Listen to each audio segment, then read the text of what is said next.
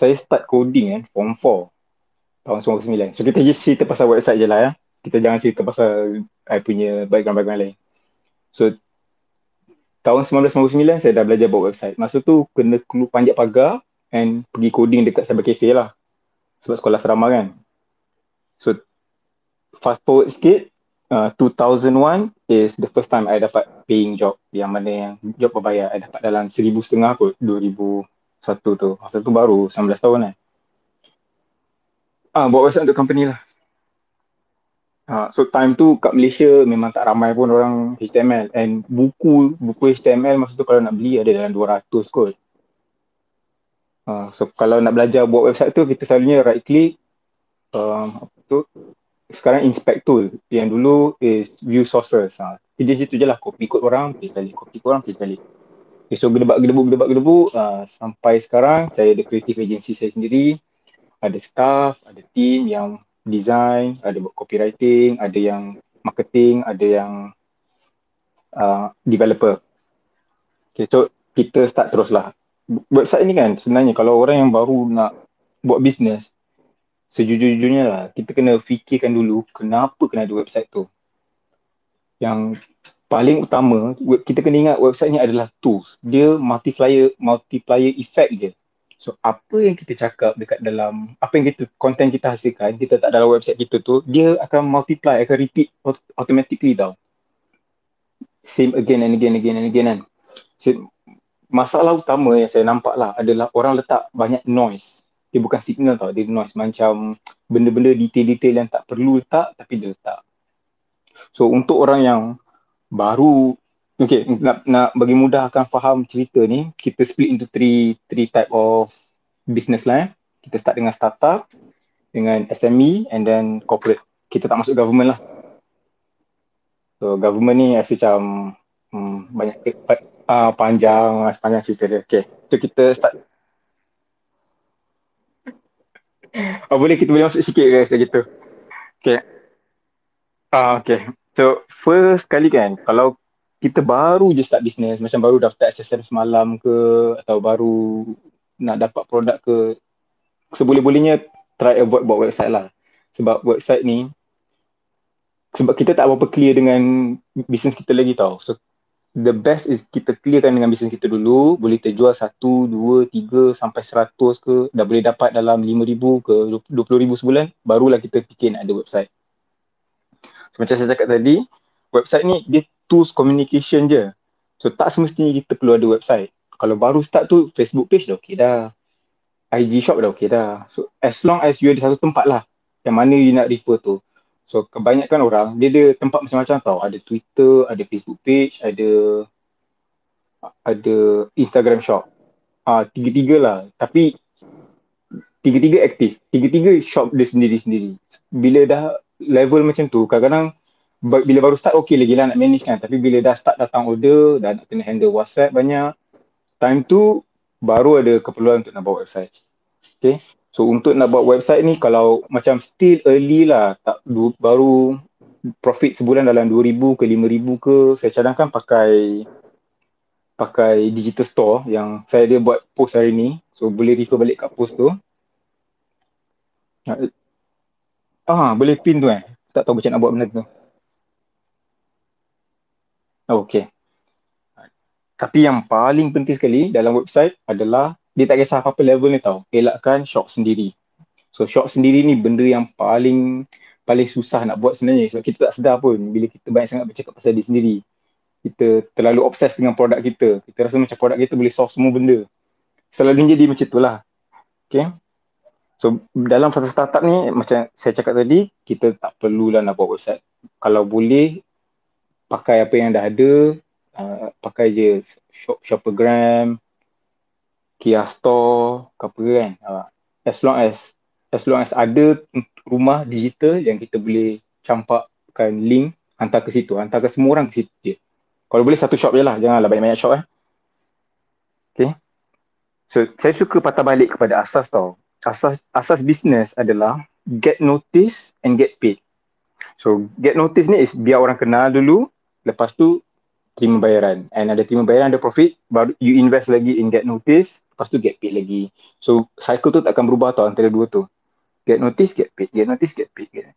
So bila dah ada duit extra, jangan kita, sebab kita buat business, kita janganlah habiskan duit tu macam nak berjoli kan, macam first time buat sale dah dapat, first time dah ada profit 1,000, okay terus belanjakan semua. Sebaliknya kita simpan lah, maybe 50% ke, masuk balik dalam business, buat marketing lagi. So website ni dia macam engine. So kalau engine kan, kalau standard engine dia tak ada, kalau tak ada minyak memang tak boleh jalan. So untuk website, engine dia adalah traffic. So carilah jalan macam mana sekalipun, free ke, free cost marketing ke, bayar ke apa ke, hantar je orang seramai mungkin ke dalam website. Lagi banyak traffic ke website, lagi bagus. Ni untuk masa awal-awal lah. Tapi kalau dah ada duit sikit, kita mula buat targeting ads. Maknanya kepada orang yang tertentu saja. So kita tak jangan lagi spam dekat dalam group family, WhatsApp kan, nak suruh paksa kau saudara mara beli juga kan. Kita kena bijak sikit lah dalam bisnes. Bukan semua orang nak beli barang kita. Okay, so saya rasa clear lah kot kan kalau untuk startup ke, ada soalan ke?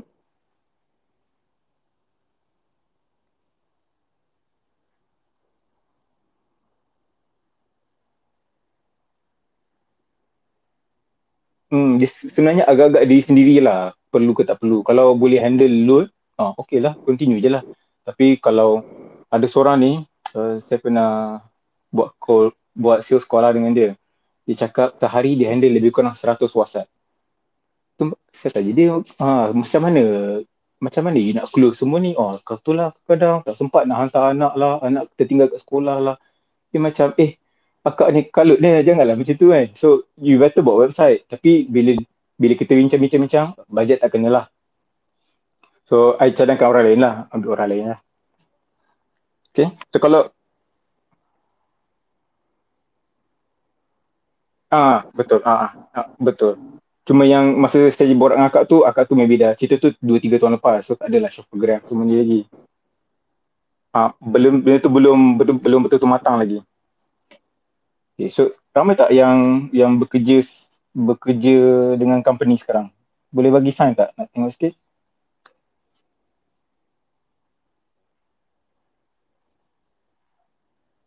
Ke semua orang kerja sendiri ni? Okay, ada. Okay. So biasanya untuk level kedua level kedua untuk SME.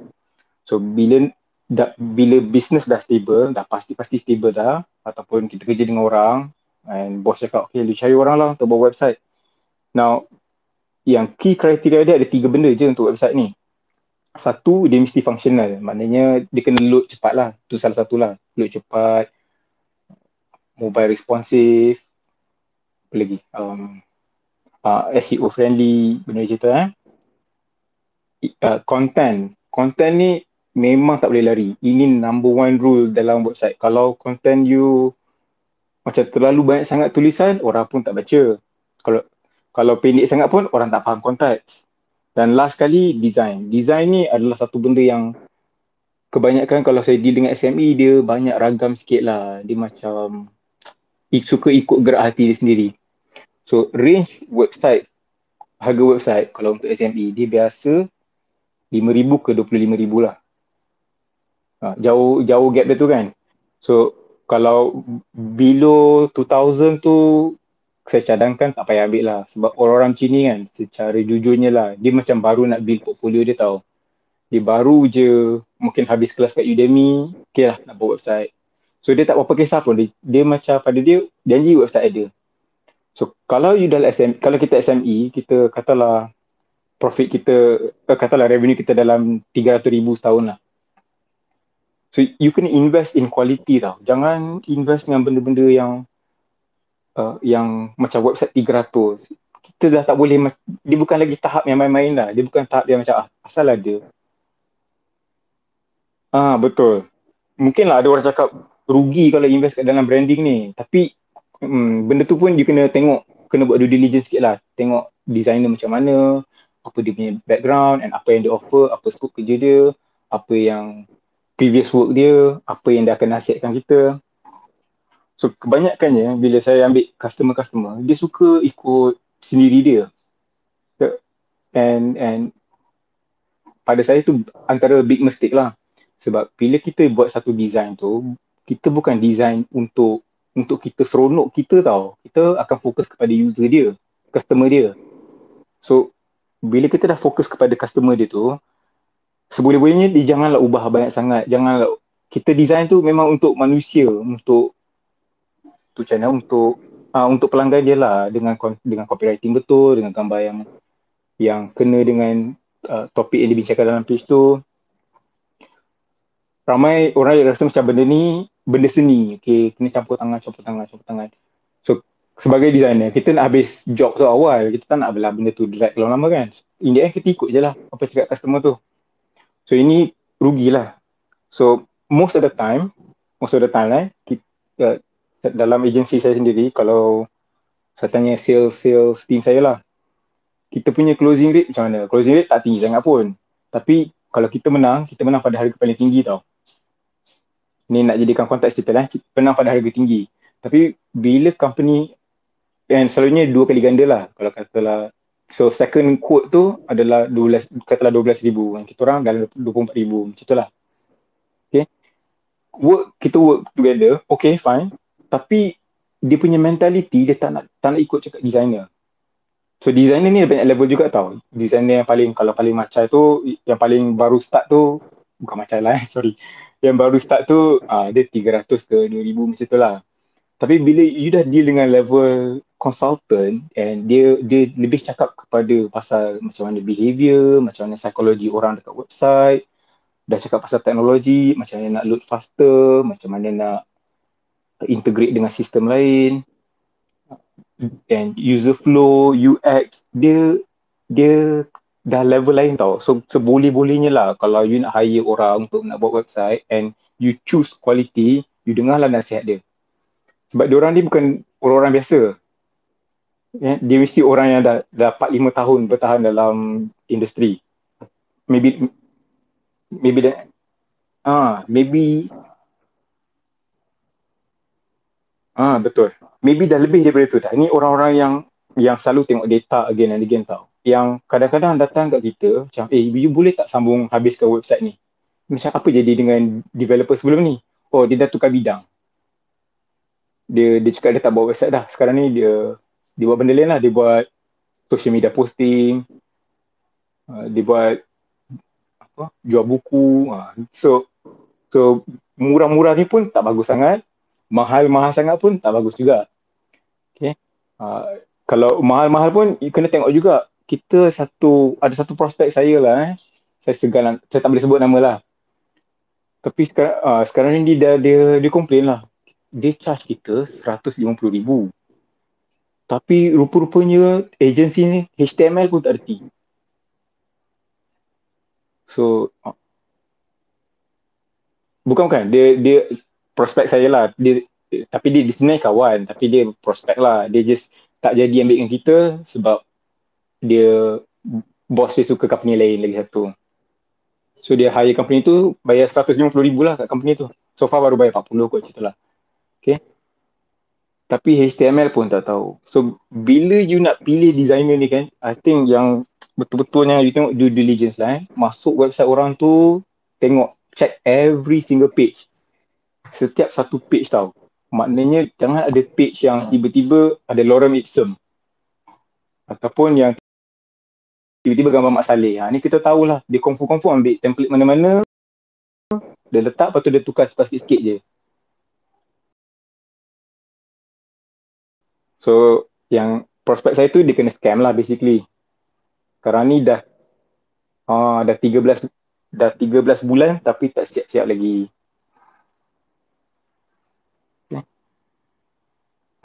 Boleh.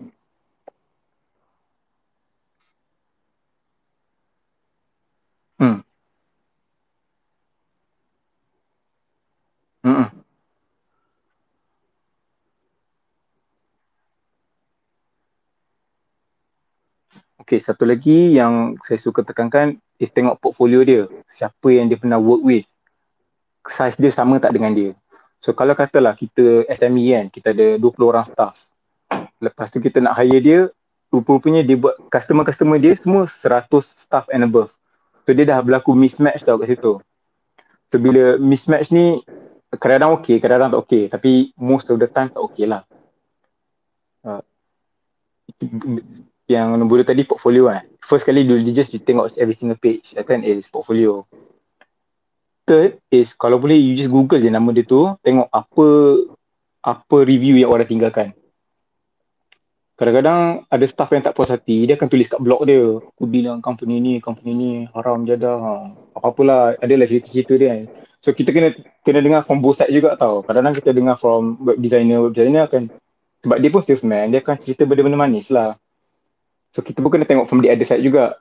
What happened. And then from the project point of view pun macam mana. Okay. And and then and then nombor empat, I rasa you tengok blog dia lah. Sama ada dia aktif tak tulis blog. Dia hasilkan konten yang bagus tak untuk orang. Sebenarnya blog tu, sebenarnya pada saya lah, blog tu cukup syarat je. Bila you tengok blog tu, tak payah baca semua sekali pun tak apa. Tapi tengoklah kekerapan dia. Maybe every single month dia post lah. Okay lah. Konsisten dia dalam bisnes. Dia dia bukan main-main lah. Dia bukan macam hari ni baru start. Ada setengah-setengah agensi, dia macam first year je dia buat post. Lepas tu tak ada dah. Kira 2-3 tahun dah tak post apa-apa dekat website dia. Tak ada blog baru, tak ada apa-apa.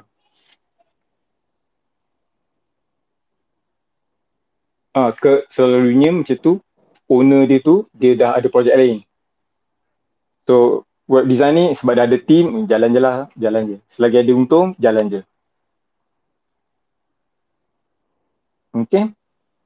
So, dalam fasa SME ni, ni memang betul-betul kena maximiskan website kita. Seboleh-boleh mungkin kan, bayarlah untuk traffic. So, kelebihan bayar traffic ni, kita boleh pilih tau siapa yang kita nak datang. So, saya pakai lah juga Facebook Ads. Tapi Facebook Ads ni dia macam kadang-kadang terlalu broad ataupun dia punya mindset dia tu lain sikit. So, saya lebih cenderung ke arah Google Ads lagi. So, kalau you boleh buat ads yang fokus pada problem and then direct kepada website you tunjukkan solution, insyaAllah dia boleh jadi leads lah. Okay. So,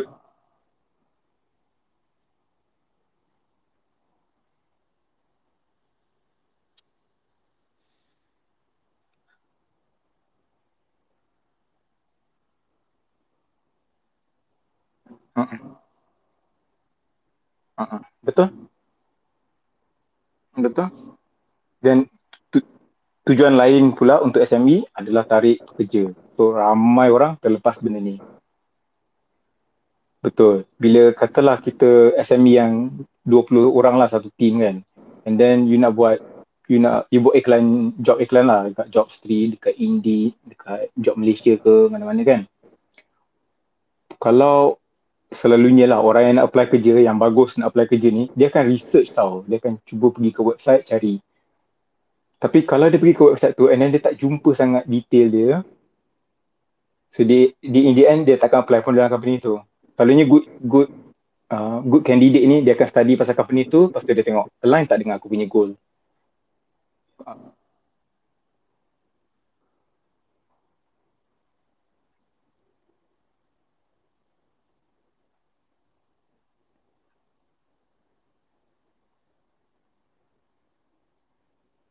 So far bila yang datang candidate tu, antara soalan-soalan yang kita tanya dia kan, macam mana you tahu Laman 7? Macam mana kenapa you nak apply kat sini? Lepas tu dia akan cerita lah, oh saya baca blog ni, saya dah lama follow ke. Okay. Kalau macam tu, maknanya kita tahu cenderung dia tu memang betul lah. Memang betul ke arah web design ataupun kerja-kerja yang related dengan dia lah. So kita tak nak orang yang apply kerja semata-mata sebab nak cari kerja. Sebab tak ada kerja lain.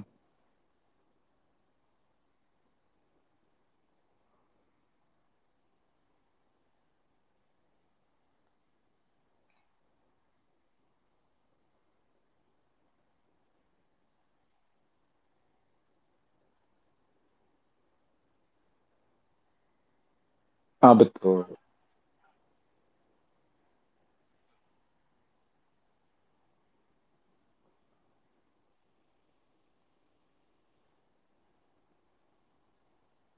Betul, okay. Untuk corporate ni lain game sikit lah. So, untuk untuk business saya sendiri, kita banyak fokus, bukan kita boleh bukan banyak lah, kita mostly like 100 on 90% lah 90% fokus kita kat corporate saja. So corporate ni usually dia punya revenue dia dalam 100 juta ke atas.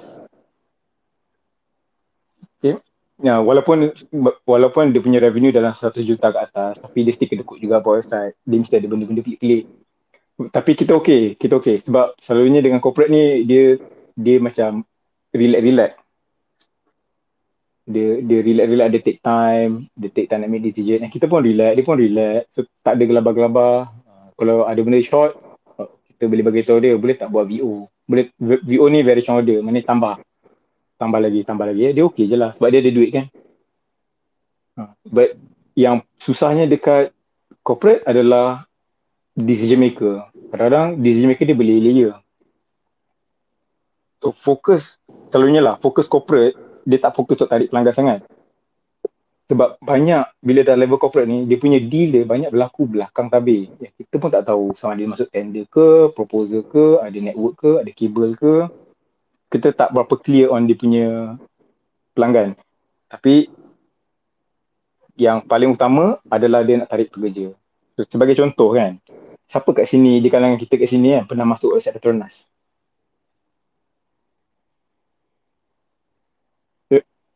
Lepas tu ada lagi, tak ada dah kan. So, Oreo pernah masuk website Oreo? Oreo pun tak pernah kan. Tapi kita tahulah Oreo tu kan. Kita tak pergi mana. So macam itulah level-level corporate ni. Dia sebenarnya tak kisah pun pasal tarik pelanggan. Dia macam kalau ada website tu cukup syarat je. As long as Oreo.com tu tak ada orang lain beli, dia okay.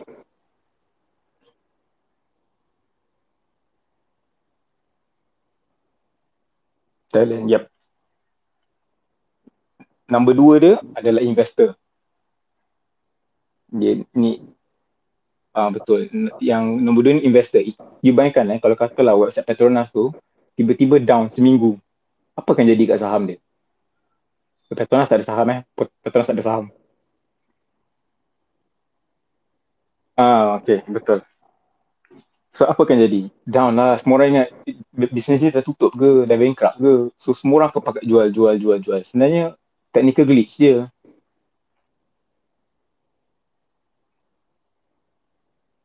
CIMB Click tu dah lebih kepada sistem. Dia kalau okay, website ni ada dua part tau. Satu untuk yang macam untuk hebahan je, untuk communication saja. Satu lagi untuk nak jalankan kerja untuk kita. Yang tu kita panggil sistem lah.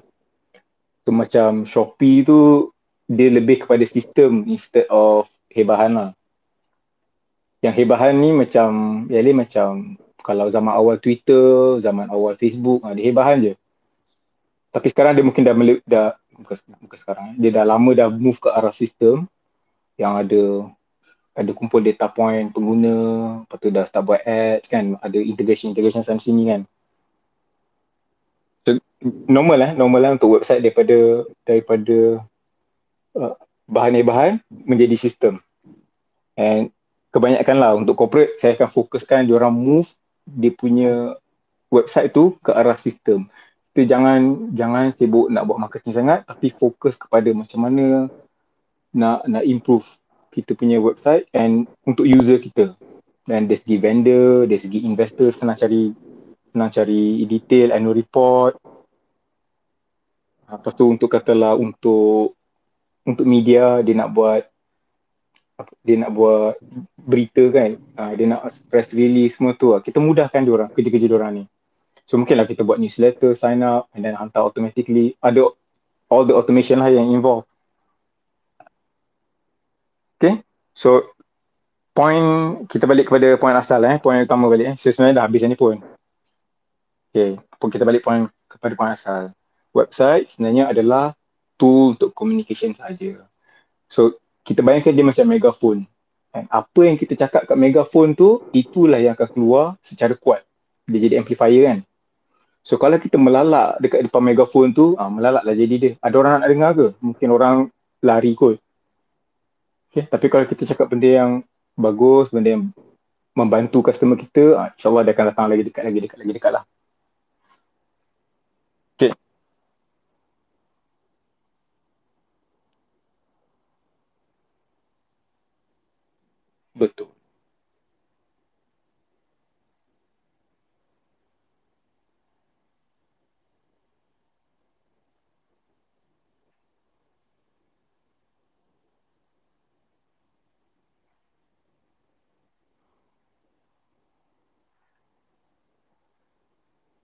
Okay, kalau sebenarnya susah sikit tau. Okay, tapi saya kalau katalah ni ni lebih kepada nak cari inspiration kan. So, okay, kalau nak cari inspiration, try pergi mwa.my. So, MWA ni adalah Malaysian Web Award. Ni run by Exabyte. Dia semua orang akan try compete kat situ. Rasanya ada satu ni je kot yang Malaysian hosted Web Awards ni. Mungkin ada lain, mungkin Aman boleh share ke? Ada kat sini ke Aman? Jadi share ke Aman pun mungkin Aman boleh buat. So kalau nak tengok, nak cari inspiration, cari kat situ. Sebab website ni dia bukan untuk semua orang tau.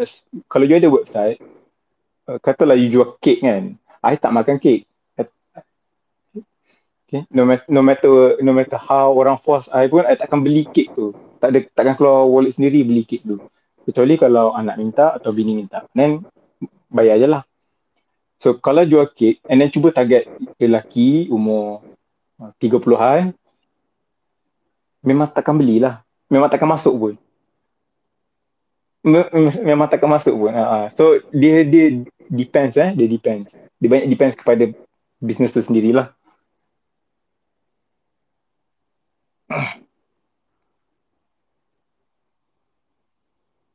Betul. Jaga kalori ya.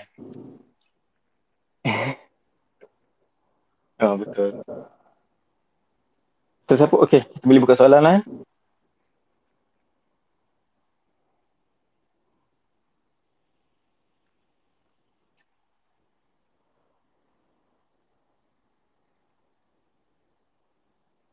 Tadi, sekejap cari ada soalan tadi sebenarnya.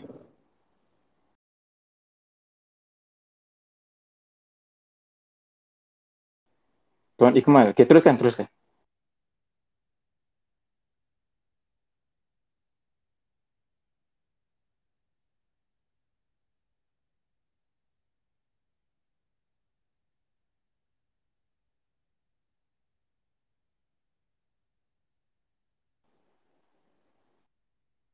Lepas tu saya baca sekejap ada satu dekat.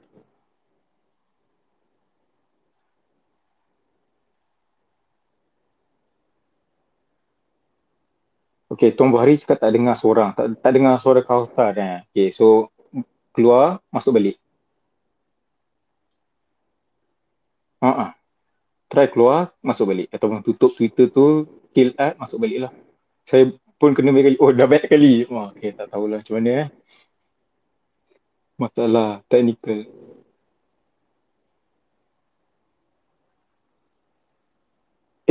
Sama juga Izu pun sama juga. Kenapa tak dengar speaker lain?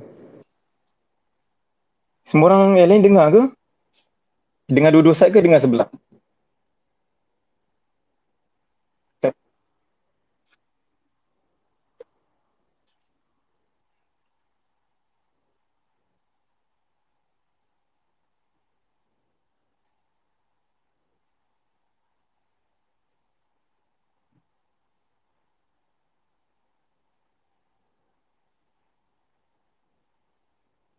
Lah semua orang yang tak dengar Kafar ke?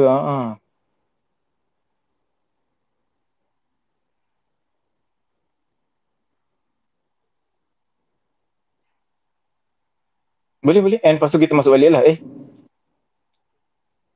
Kalau okay.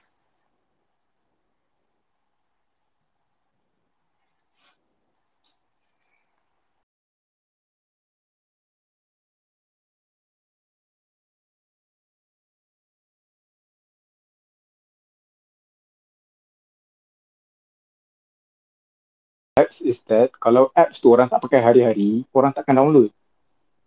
So saya pernah develop satu app untuk satu bank untuk nak buat kira-kira hari-hari lah. Dia spend dalam 50,000 buat app tu, tapi yang downloadnya 5 orang je kot. Itulah. First month dia 5 orang je. And dia pun tak nak buat marketing untuk app dia tu. So in the end dia mati macam tu je. Okay, clear ke menjawab soalan ke? Mungkin tak menjawab sangat lah. Tapi soalan-soalan statistik ni boleh Google sendirilah. Okay, menjawab. Okay, ada Cuma soalan lagi Baki? kefahaman yang Tuan Baki ni, masalah dia macam mana? Apa sebenarnya cuba sampaikan? Taklah betul lah tu. Dah menjawab tu pasal yang repair and target market and macam purchase behavior. So daripada situ baru tentukan produk tu acceptable ke tak kan.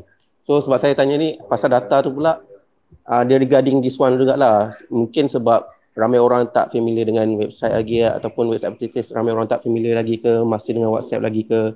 So maybe ada data tu, tapi it's okay. Maybe I can cari ataupun nanti bila-bila boleh share dekat tweets ke kan. Okay. Sebab yang ya kalau katalah in terms of nak dapatkan customer ni, dia lebih kepada marketing dengan business. So sama ada website tu penting ke tak penting, kita patah balik kepada point asal.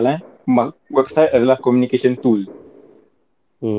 So as communication tool, kalau katalah I duduk kat dalam bilik I pakai megaphone kan, jerit sorang-sorang kan, agaknya sampai tak dekat rumah Tuan Baki? Mungkin tak sampai lah kan. So kalau tak sampai, kenapa saya nak jerit-jerit dekat megaphone sampai pekat bilik ni kan? Okay, last soalan boleh? Boleh. Pasal apa ni? Macam mana, contohnya macam mana website-website yang buat blog post ni, diorang dapat duit ataupun diorang dapat income daripada itu, and how much that income, maksudnya range, maybe range, nak tahu range, is it macam saya terus buat saya boleh dapat income ke ataupun macam mana? Just nak tahu. Ni soalan pada DM juga actually. Okay, saya ambil case study Aman boleh Aman? Boleh halalkan So Aman ni, Aman Firdaus ni, kalau jumpa kat sini kan, follow dia tu Aman.my punya founder tau. So dia punya website generation dia mula, rasanya dia mula menulis daripada dia final year dekat universiti. So setiap hari dia tulis. Keluar berita baru, dialah dekat Malaysia, dialah yang first tulis. So kalau you boleh maintain that disiplin, dan boleh jadi besar macam Aman sekarang. So last I borak dengan Tekong, revenue dia tinggi and staff dia pun ramai. 30 orang yang sekarang Aman, ke 50 lah. Okay, so dari segi ads memang tak banyak. Kalau Google Ads tu memang tak banyak pun sebenarnya dia punya pulangan. Tapi kalau kita jadi macam one of the pioneer, Google akan deal dengan kita directly. Dia akan bagi kita special rate. Tapi nak sampai level tu macam Aman lah. Dah 20 tahun kot baru, 15 tahun lah lebih kurang. 15 tahun baru nak sampai level tu. Kita ada ketahanan nak sampai 15 tahun ke tak? Mungkin tak lah. Second way nak buat duit adalah kita pakai affiliate. So you apply lah Shopee punya affiliate ke, Lazada punya affiliate ke, you tulis content and then link ke produk tu lah. So antara website Aman sendiri pun buat juga. Satu lagi Product Nation. You boleh tengok Product Nation. Dia akan cerita top 10 facial wash. Lepas tu semua facial wash tu akan link ke Shopee. Shopping cart Lazada ataupun Shopee. And then third, yang ni very rare lah boleh dapat is kalau brand tu approach kita sendiri, suruh tulis pasal barang dia lah. And yang ni selalunya dia akan bagi kat top influencer. So kalau tengok dekat YouTube lah selalunya, kalau kenal MKBHD kan, dia akan dapat barang way in advance sebelum produk tu release lagi. So bila dia buat release date, dia bagi tahu. And usually bila orang hantar produk kat dia akan buat tak tahu je, kecuali dibayar at level dia lah. But again, nak build to that level bukan benda yang mudah lah. Saya sangat setuju lah dengan yang apa Tuan kata, bukan mudah nak ada persistent level buat 15 tahun, 10 tahun buat konten hari-hari kan. Since Tuan sebut, hilang dah semua Tuan Edwin. So tadi dia ada sebut pasal MKBHD lah. So kalau yang kenal, dia reviewer tech di YouTube yang terkenal, tak silap saya lebih kurang 14 juta follower. So saya pernah tengok video dia yang ke 100 maknanya video dari pertama sampai ke 100 yang dia hasilkan. Pada video ke 100 dia bagi tahu dia hanya ada 76 subscriber je. So bayangkan kita dah buat 100 video tapi kita hanya dapat 76 subscriber. Berapa ramai daripada kita yang kemungkinan besar akan give up lepas nampak numbers tu lah. So kalau you tak ada persistent nak buat konten hari-hari, bukan you punya minat or passion, so better tak payah buat lah. pendapat saya lah. Sebab memang dia punya rules memang persistence. Saya rasa Aman sendiri sangat bersetuju lah kot. Kita try cari Tuan Edwin balik.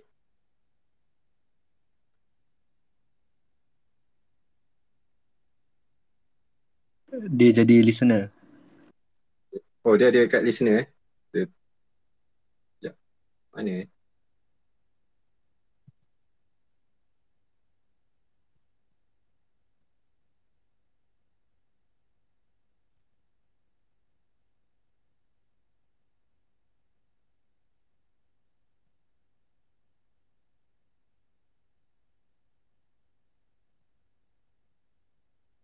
Jumpa tak? Banyak. Jap tak keluar. Ada. Dia panggil tu. Dia panggil Ada maybe space punya masalah teknikal ni. Dia tak stable lagi kot. Ada dah request.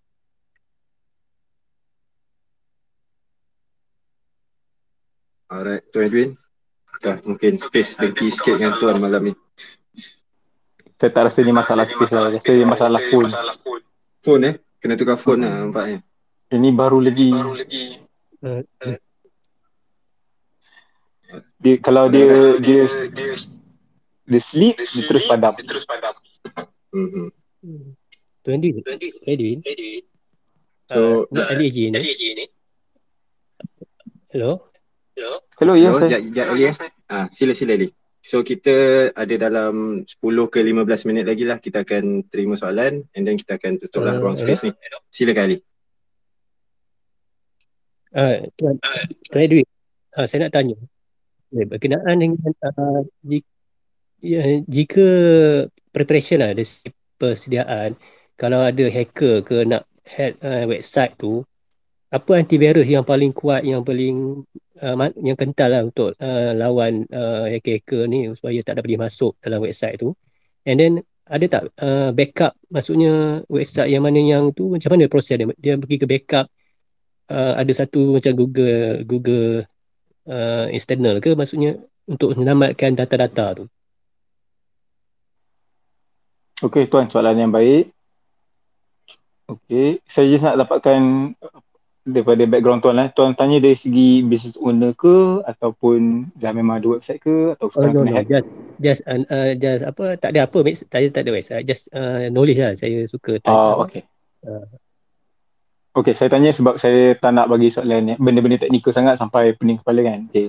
So basically untuk website kita ada firewall. Kita tak panggil antivirus lah kita panggil firewall.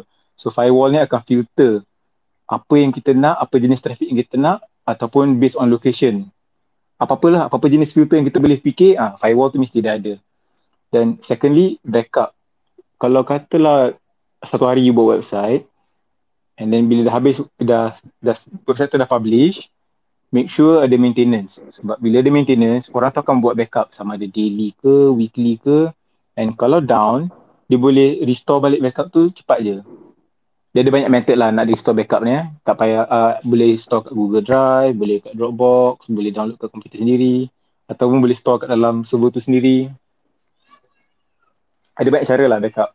So ada satu case yang saya handle masa saya kerja dulu, sebelum creative agency website government ni selalu kena hack dengan Indonesia. So Indonesia akan masuk, lepas tu bubuh gambar tengkorak. So kerja pegawai kerajaan ni pula, setiap kali kena, dia kena paste balik coding yang lama. So macam tu je lah backup dia. So in the end, bila kita korek, rupanya firewall dah setting lah, tapi tak on.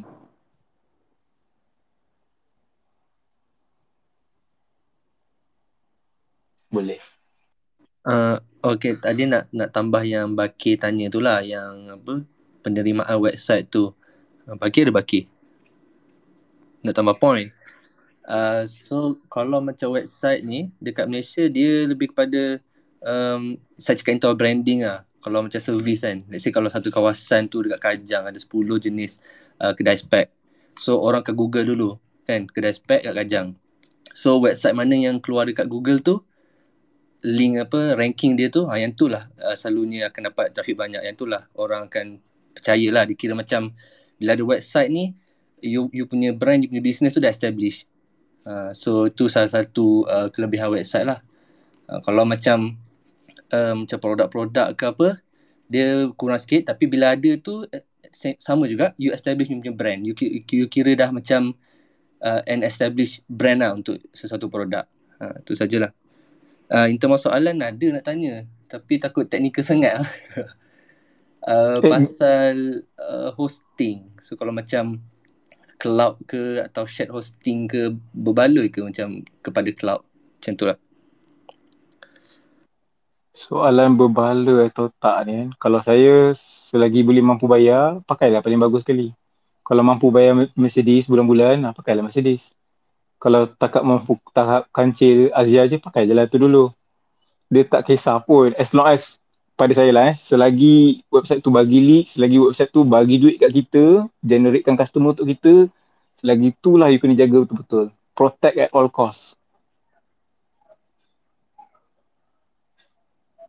So, okay, yep. Hosting ada banyak tau. Hosting, chat hosting, cloud hosting, semuanya lah. So, kebiasaannya kalau saya akan push kat customer saya, semua ke cloud hosting je lah. No matter what you do, just go cloud hosting. Tapi akan ada yang kedekut, dia nak pakai, walaupun dia bayar katalah 25,000 kan untuk buat website, dia still nak pakai share hosting. Tak apalah, tu preference dia, biarlah dia.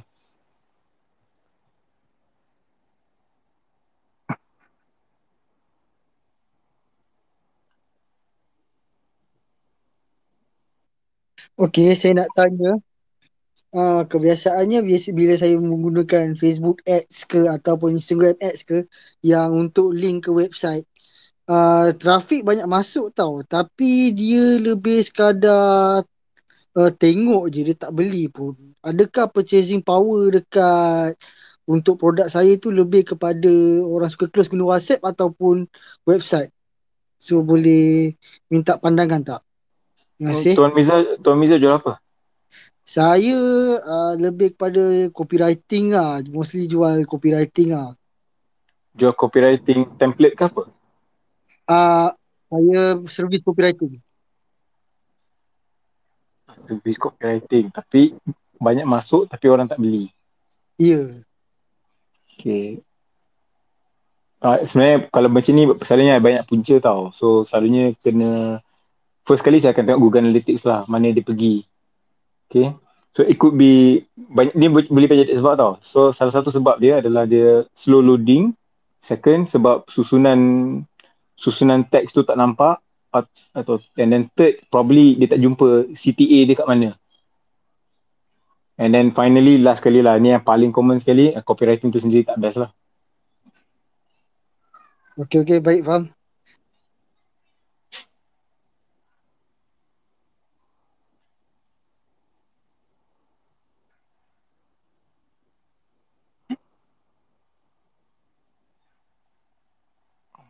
Okay, soalan open-ended ni. Apa sales funnel? Okay, sebenarnya sales funnel ni lagi pendek lagi bagus. Tapi saya akan split into three lah normally. Know, like dengan trust. Know ni is the awareness. You just pump basically by traffic lah. Ni kita panggil top funnel. You pump lah sebanyak traffic mana mungkin. Masuk ke dalam mid funnel. Ni like tu fasa kita buat website kita lah. Dan trust tu bila dia dah ready nak beli. And then dia selalunya akan compare dengan website-website lain semua.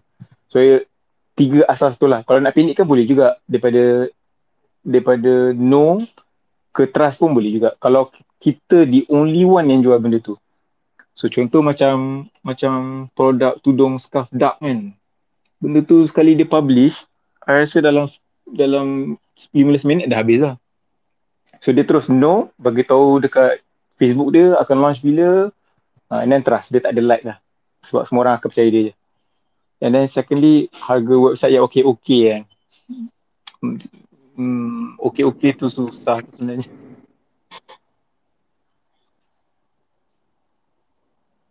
Betul.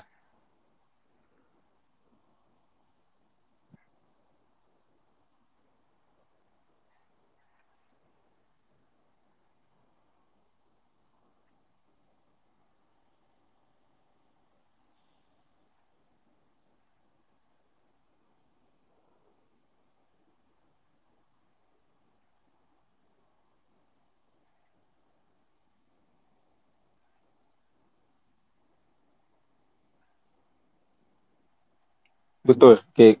So kalau you betul-betul nak buat business, just focus on business lah. And then hire lah the right person to do the design. And preferably ikut je cakap designer tu.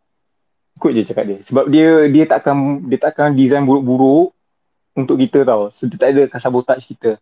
Sebab dia punya niat pun dia mesti nak letak website dia dekat portfolio.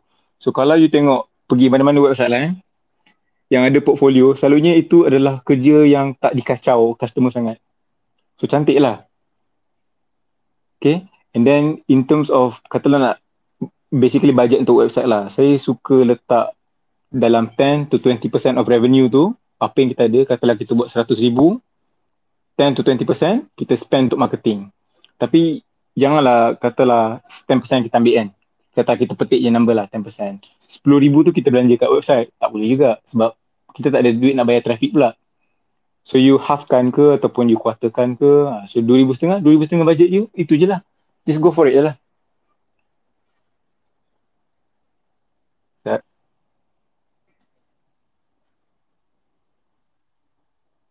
Oh tak ada, saya okey je. Sekejap eh. Oh tak ada, okey.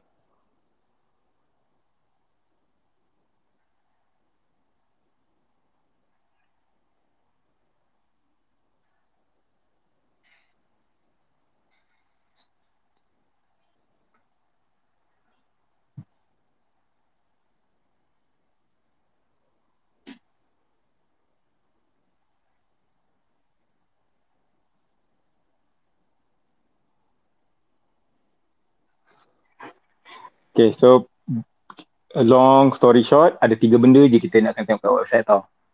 Dia functional, and then design dia okay, as long as functional lah, maksudnya dia load, boleh nampak, ni 3 karakter utama functional, boleh load.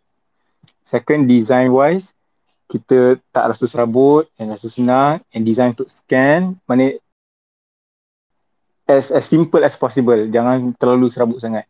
Dan yang paling penting sekali is the writing, copywriting tu.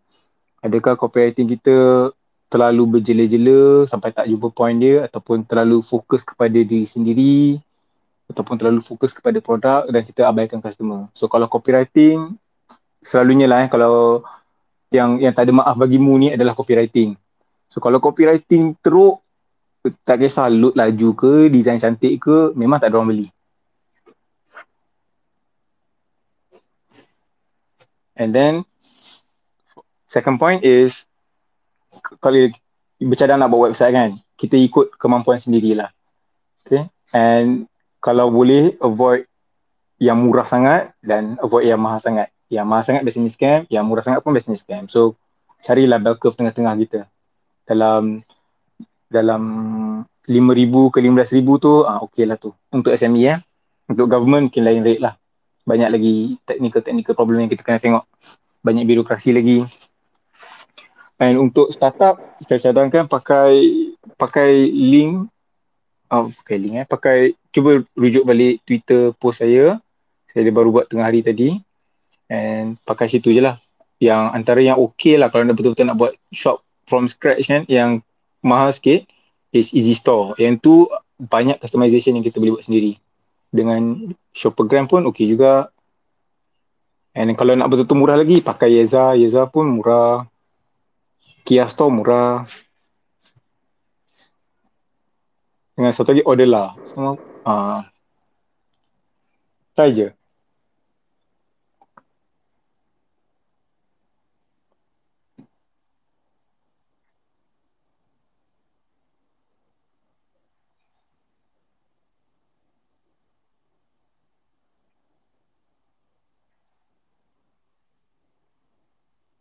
Boleh, insyaAllah boleh. As long as tak clash dengan kelas buah hari, Huawei has a new weapon in its battle to overcome you. Dia kadang-kadang dia suka buat benda pelik-pelik.